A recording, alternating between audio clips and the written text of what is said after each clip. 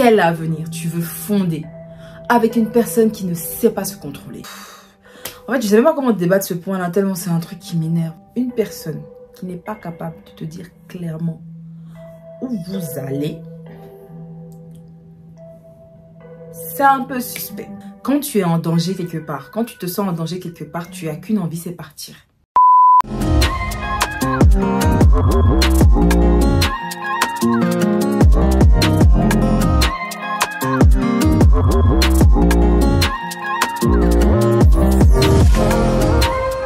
Hello tout le monde, j'espère que vous allez tous et toutes très bien. On se retrouve aujourd'hui pour une nouvelle vidéo qui sera un peu différente de celle que j'ai l'habitude de faire. En fait, c'est un style de vidéo que je faisais vraiment au début. On peut retrouver des vidéos dans le genre sur ma chaîne. C'était pas du tout celle qui était prévue de base, mais j'ai quand même eu envie de faire celle-là. J'avais envie de me diversifier un peu parce que j'ai constaté sur ma chaîne que depuis un certain moment, j'ai l'impression de faire la même chose à chaque fois. Et donc, je me suis dit pourquoi ne pas m'inspirer de mes anciennes vidéos. Avant de commencer cette vidéo, je voudrais te demander d'activer la cloche de notification parce que je me suis rendu compte en regardant mes statistiques que les personnes qui recevaient des alertes à chaque fois que je publiais du nouveau contenu, c'était vraiment la statistique la plus basse. Donc, j'aimerais bien que tu puisses activer la petite cloche de notification. Comme ça, tu reçois l'alerte dès que je publie quelque chose de nouveau. Je sais que le titre vous a interpellé et je sais que vous vous posez la question, mais de quoi est-ce qu'elle parle? Enfin, je suis toujours célibataire, mais aujourd'hui j'avais envie de vous parler de 5 signes qui, selon moi, devraient t'interpeller si tu es en couple. Parce que des fois on vit des situations, ça nous interpelle pas du tout, ou alors peut-être qu'on se dit c'est pas si grave que ça, et avec le recul on se dit mais attends, j'ai pas fait attention à ça, peut-être que c'est pas normal, voilà. Du coup, je voulais qu'on discute un petit peu de ça, j'espère que ça va vous plaire et puis sans plus tarder, on entre dans le vif du sujet. Le titre de mes notes, c'est 5 signes que ta relation n'est peut-être pas aussi safe que ce que tu penses. Alors, petit disclaimer avant de commencer ce que j'ai à vous dire, je ne suis pas coach de couple. Donc, s'il vous plaît, ne me faites pas porter une casquette que je n'ai pas. Je donne juste des appréciations sur des choses que j'ai vu passer lors de mes précédentes relations, que j'ai fait vivre moi-même. Et donc, j'estime que c'est important d'en débattre. Ça reste toujours un débat. Je m'attends à ce que vous puissiez commenter si vous êtes d'accord, si vous n'êtes pas d'accord. Toujours dans le respect, bien évidemment. La bienveillance aussi, parce que c'est pas évident quand on vit ça de se rendre compte de ce genre de choses. Le premier signe que ta relation n'est peut-être pas aussi safe que ce que tu crois, c'est que à chaque dispute, à chaque tracas ou à chaque difficulté, tu veux tout arrêter. Alors, je m'explique. Ça, c'est un truc qui m'est beaucoup arrivé dans mes relations passées. Dès qu'il y a un petit souci, dès qu'il y a un petit, je sais pas, désaccord ou quelque chose comme ça, c'est plus fort que moi, mais j'ai envie de stopper, en fait. J'ai envie que ça s'arrête. Genre, j'ai envie de rompre. Limite, dès qu'on se dispute, j'ai juste envie de dire, ok, bye, je prends mes affaires, je pars. Et longtemps, je me suis toujours dit, mais c'est quoi mon problème en fait? Je suis trop impulsive, je suis toujours en train de vouloir partir. C'est pas comme ça que ça fonctionne le couple, tu peux pas partir à la moindre dispute et tout. Et en fait, je me suis rendu compte d'un truc hyper basique. C'est que quand tu es à l'aise quelque part, quand tu es dans ta zone de confort, quand tu es dans ta relation et que tout est bien comme tu veux, genre vraiment c'est fluide, la seule chose que t'as pas envie de faire, c'est partir. Donc si tu as envie de partir, si quelque chose ne va pas, c'est pas que tu es impulsive ou que tu es impulsif. Je parle aussi pour les hommes, hein. C'est pas que les hommes qui font subir. Il y a aussi des femmes qui sont très toxiques. C'est pas que tu es impulsif, c'est pas que tu es impulsive, c'est pas que tu prends les décisions trop rapidement, non. Je pense que c'est ton instinct de survie en fait. Quand tu es en danger quelque part, quand tu te sens en danger quelque part, tu as qu'une envie, c'est partir. Quand tu es dans ta relation et puis tout va bien, et puis vraiment tu sais que c'est ta personne, à la moindre dispute, tu veux juste arranger pour ne pas que ça se gâte. Et ça, je pense que c'est le truc le plus basique en couple en fait. S'il y a un petit problème, on essaie de régler parce qu'on n'a pas envie que ça aille loin, on n'a pas envie que ça se gâte. Mais si à la moindre chose, tu as juste envie de partir, c'est que peut-être c'est un signe que tu dois t'écouter en fait. C'est un signe que c'est peut-être pas la relation que tu penses vraiment qui va t'apaiser, qui va t'apporter, je sais pas quoi. Mais moi, je pense que c'est peut-être ton instinct de survie et qu'il faut savoir écouter. Je sais plus le terme là. C'est ta conscience ou bien... Bref, j'ai oublié le terme, mais en tout cas, moi, je dis que c'est ton instinct de survie. Ta relation est censée être ta zone de confort. T'as pas envie de quitter ta zone de confort. Donc, si t'as envie de partir, c'est que c'est pas ta zone de confort. C'est tout. Je vais pas rentrer dans des trucs de non, ça veut dire que tu dois partir. Non, non, non, non, non, non. Le but de cette vidéo, c'est que vraiment, tu puisses mettre cette petite idée-là dans ta tête de te dire que c'est pas normal. Et du coup, il faut peut-être que j'y réfléchisse un peu plus pour savoir comment harmoniser les choses. Le deuxième signe, c'est que ta relation n'est peut-être pas aussi safe que ce que tu crois si vous n'arrivez pas à communiquer. Ça, c'est un truc qu'on voit dans 15 000 cas. Je pense même dans toutes les relations humaines, sociales, professionnelles, tout ce que tu veux. S'il n'y a pas de communication, ça ne peut pas marcher. Et quand je dis communiquer, c'est pas que parler, c'est aussi s'écouter. On est là, on parle, on parle, on parle. Deux personnes qui sont en train de parler ensemble ne peuvent pas comprendre ce qu'elles sont en train de se dire. Il faut qu'il y en ait une qui écoute au moment où l'autre parle et vice versa. Mais vous êtes dans votre couple, vous ne vous parlez pas. T'as des gens, même ils sont en couple, ils parlent plus à leurs potes de ce qu'ils ressentent dans leur couple plutôt qu'à la personne avec qui ils sont. Si quelque chose ne te plaît pas, tu ne le dis pas.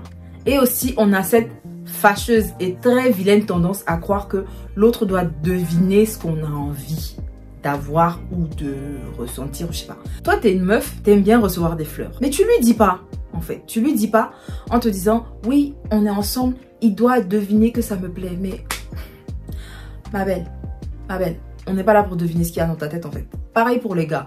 Non, c'est ma chérie, elle doit deviner que j'aime pas ça. On n'est pas là pour ça. Si tu n'aimes pas un truc, il faut pouvoir le dire. On est des adultes. Et si on te dit qu'on n'aime pas quelque chose, il faut pouvoir écouter et comprendre. Faire l'effort de comprendre.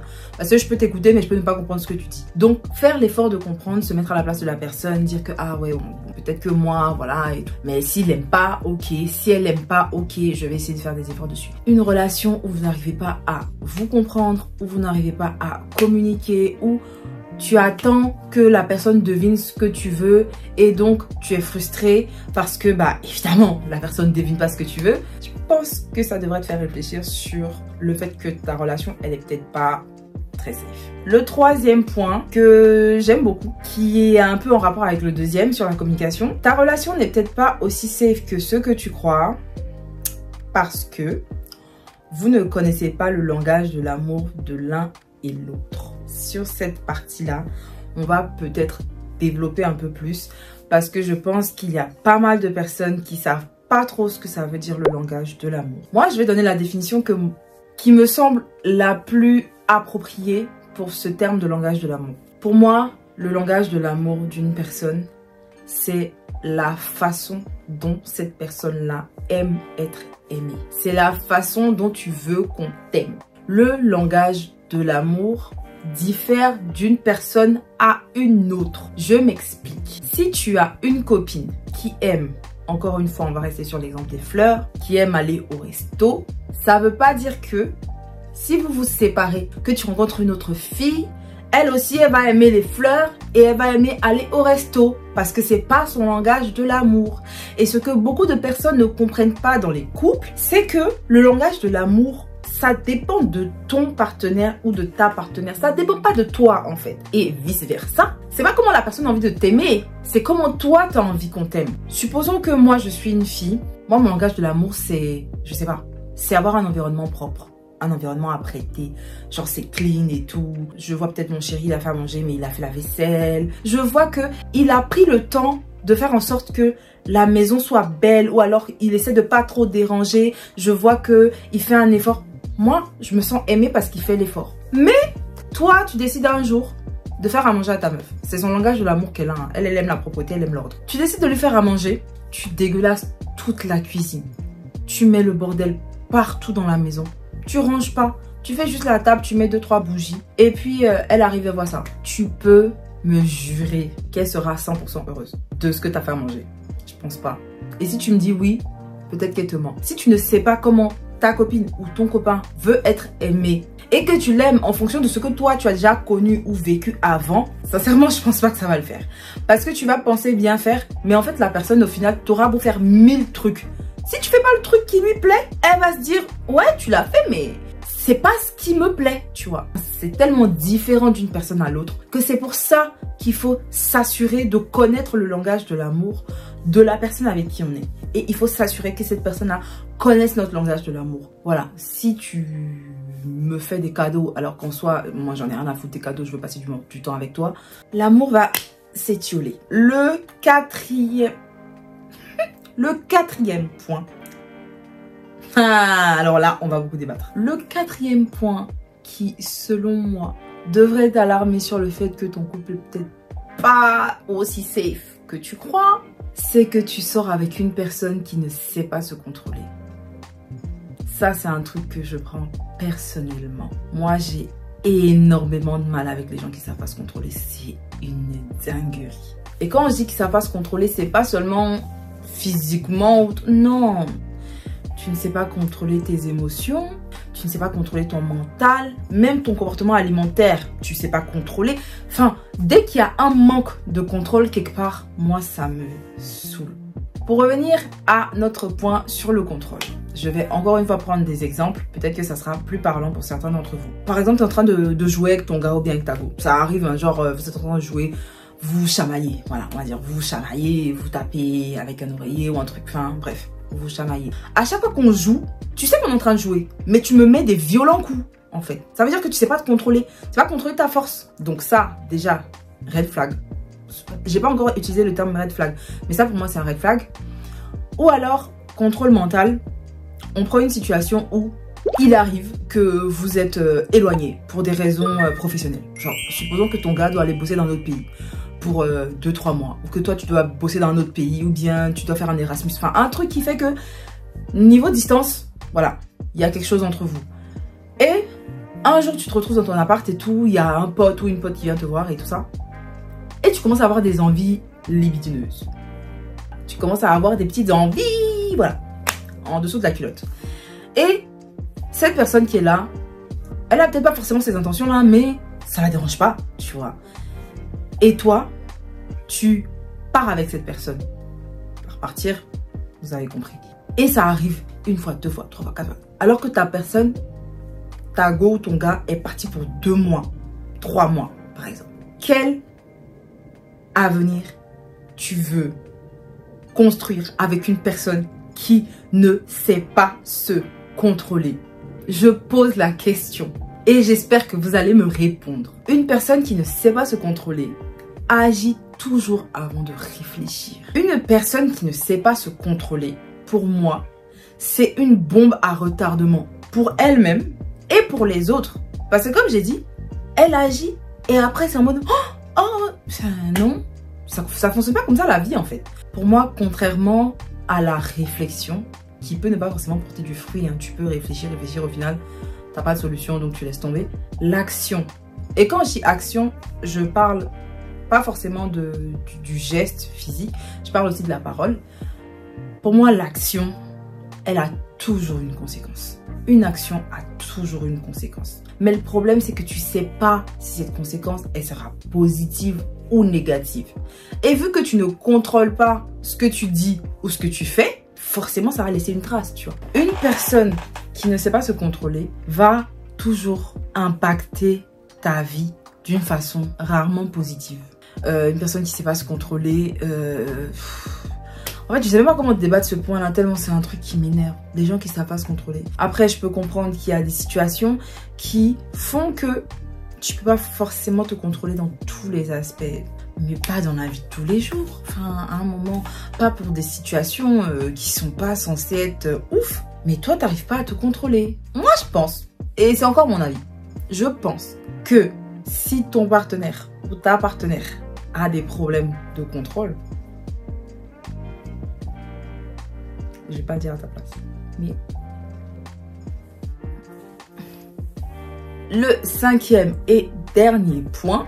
Excusez-moi, mon téléphone s'est éteint. Désolée, il commence à avoir du soleil, donc ça fait une ombre bizarre. En fait, j'ai envie de rester dans le soleil parce que ça donne un petit glow. Mais mon visage brille. Waouh! Ta relation n'est peut-être pas aussi safe que ce que tu crois. Si ton ou ta partenaire ne te dit pas clairement où est-ce que vous allez. Je sais que ça, c'est un sujet délicat. Et je répète encore une fois que c'est mon avis. C'est pas obligé que ce soit votre avis. Je vous partage mon avis. Mais vous pouvez ne pas être d'accord. Mais pour moi, si ton ou ta partenaire n'est pas capable de te dire clairement c'est quoi les bails, peut-être que c'est pas ce que tu crois. Voilà. Parce que selon moi, toute relation humaine est appelée à évoluer, au moins dans un aspect en particulier. Dans les relations pro, tu commences par une période d'essai. Tu valides ta période d'essai, tu commences à travailler. Au départ, tu as 1, 2, 3 missions. Après, ça évolue. 4, 5, 6 missions. Tu as des augmentations. Enfin, c'est jamais le même step que quand tu as commencé, quoi. Tu vois ce que je veux dire? Donc, ça veut dire que soit ça s'arrête directement au step 1, ou alors si ça continue, ça n'arrête pas d'évoluer. Sauf si tu décides à un moment que, genre, voilà, moi, je veux plus d'autres missions, mais je veux... Enfin, ça, c'est encore relatif. Mais ça évolue toujours au moins... Voilà quoi, ça reste jamais au stade 1. Après, je suis d'accord que tout le monde ne peut pas évoluer de la même façon. Et je pense que c'est même mieux. Parce que tout le monde n'a pas le même niveau de maturité en même temps. Tout le monde n'a pas le même sens des responsabilités en même temps. Et ça permet aussi de voir que, ah, on était avec telle personne a évolué. Donc ça me pousse aussi à le faire et tout. En même temps, ceux qui sont devant aussi, ils ont aussi leur modèle. Je trouve que c'est bien, c'est un bon modèle en fait d'escalier de l'évolution. Mais, toi, tu es dans une relation... Il n'y a pas d'évolution. Moi, je me dis, au bout de 2 ans, 3 ans, on doit pouvoir savoir où on a envie d'aller ensemble. Franchement. Dites-moi dans les commentaires si vous êtes d'accord avec ça. 2 ans, 2 ans et demi, 3 ans. On peut commencer à se projeter. Mais 4 ans, 5 ans, 6 ans, 7 ans, 8, 9, 10, on est toujours au niveau 2. Toi, tu as envie d'évoluer. Tu vas essayer de discuter avec Babe. Mais tu sens pas que vous regardez dans la même direction, en fait. Tu sens pas. Après, il y a des gens qui sont à l'aise là où ils sont. Hein. Mais je me dis, il faut que nous deux, on soit à l'aise, en fait. Parce que moi, je vais pas vouloir évoluer alors que toi, tu es à l'aise. Je l'ai dit une fois sur TikTok. Dans un de mes posts.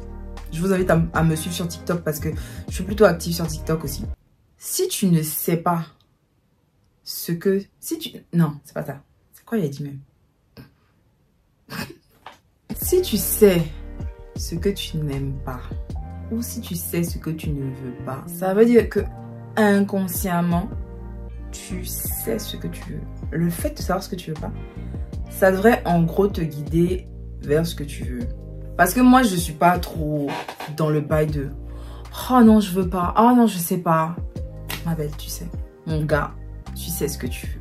Moi, je pense que si quelqu'un ne sait pas être clair avec toi, alors que toi, clairement, tu dis ce que tu veux, c'est que peut-être vous ne regardez pas dans la même direction. Ça fait 6, 7, 8 ans, 9 ans, vous êtes avec des gens qui sont pas capables de vous dire clairement où est-ce que vous allez. Ce n'est plus une question de maturité, chromosome XX, chromosome XY. Enfin, surtout que combien de fois on a vu des gens sortir de relations et 6 mois, 7 mois, 1 an après t'apprends qu'ils sont mariés parce qu'ils ont rencontré quelqu'un qui regarde dans la même direction qu'eux. C'est tout.